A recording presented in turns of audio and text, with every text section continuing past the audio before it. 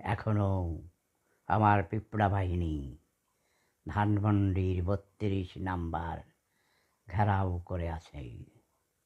বুঝতে পেরেছ? আজকে নাকি ধানমন্ডিতে ১০ লক্ষ মানুষ গিয়েছে, পরে সেনাবাহিনী ওদের ঢুকিয়ে দিয়েছে। সেনাবাহিনী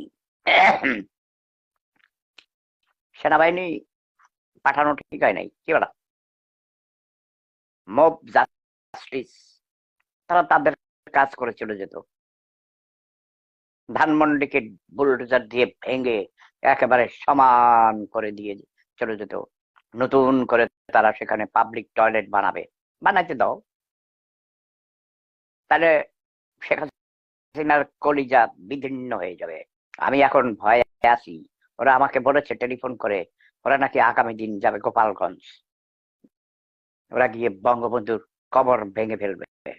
আবু জেহেলের মতো তারা নাকি বঙ্গবন্ধুর কবরের মধ্যেও পাবলিক টয়লেট বানাবে। ও মাই গড!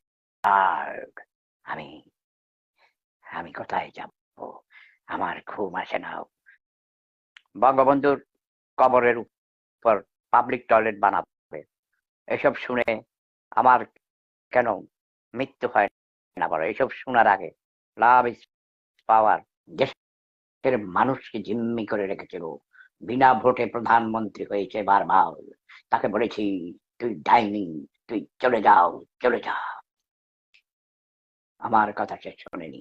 সে শুনেছে কাউয়া কাদেরের কথা, সে শুনেছে সালমান রহমানের কথা, সালমান এফ রহমান, আরো কত টাউট বাটপার 420 বুঝলে।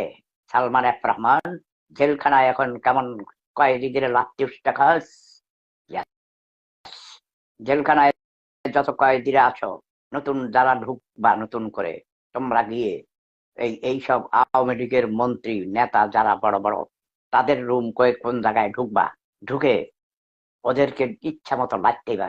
ওকে, জেলখানায় কিন্তু কয়েদিরা মারে, বুঝছো?